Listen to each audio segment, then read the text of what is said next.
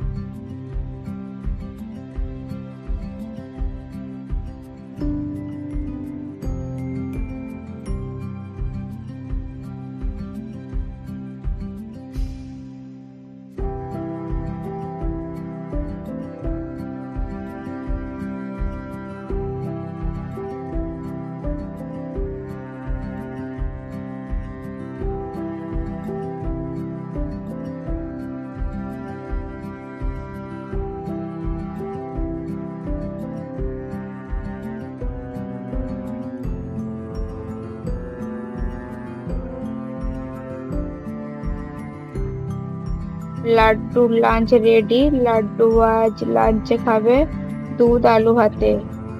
আমার লাঞ্চ বানানো কমপ্লিট।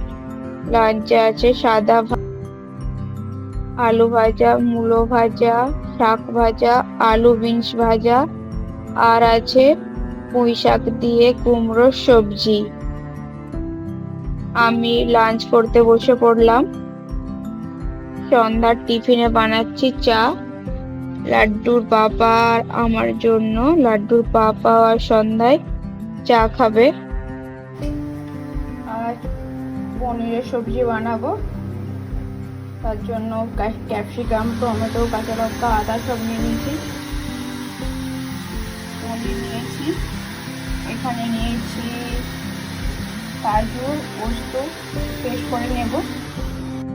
চলুন বন্ধুরা পনিরের সবজিটা বানিয়ে নিই।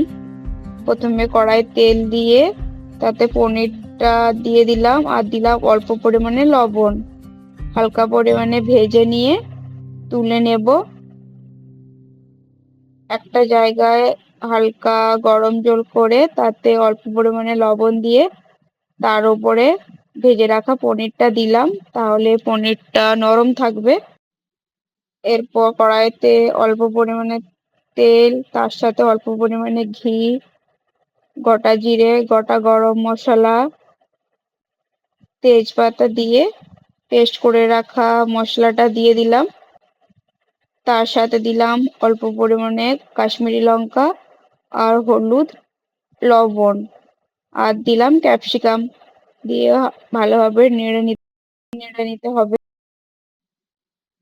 সব কিছু দিয়ে ভালোভাবে কষিয়ে নিয়ে তারপর পনির দিয়ে দিচ্ছি। পনির দিয়েও হালকা পরিমাণে কষিয়ে নিয়ে তারপর দেব দুধ। পনিরটা আজ বানাচ্ছি দুধ পনির, তার জন্য দুধ লাগবে। দুধ দিয়ে দিলাম, তার উপর হালকা গরম মশলা দিয়ে কিছুক্ষণ ফুটিয়ে নিয়ে নামিয়ে নিতে। Laddu dinner ready. লাড্ডু ডিনারে আছে ডাল আর রুটি। আমাদেরও ডিনার রেডি। আমাদের ডিনারে আছে পরোটা আর পনিরের সবজি। আমরা ডিনার করতে বসে পড়েছি। আজকের মতো ব্লগটা এখানেই শেষ করছি বন্ধুরা। দেখা হচ্ছে অন্য একটি ব্লগে। বাই বাই বন্ধুরা, গুড নাইট। সবাই ভালো থাকবেন, সুস্থ থাকবেন। আমার ভিডিও যদি আপনাদের ভালো লেগে থাকে আমার চ্যানেলটিকে সাবস্ক্রাইব করে পাশে থাকবে প্লিজ।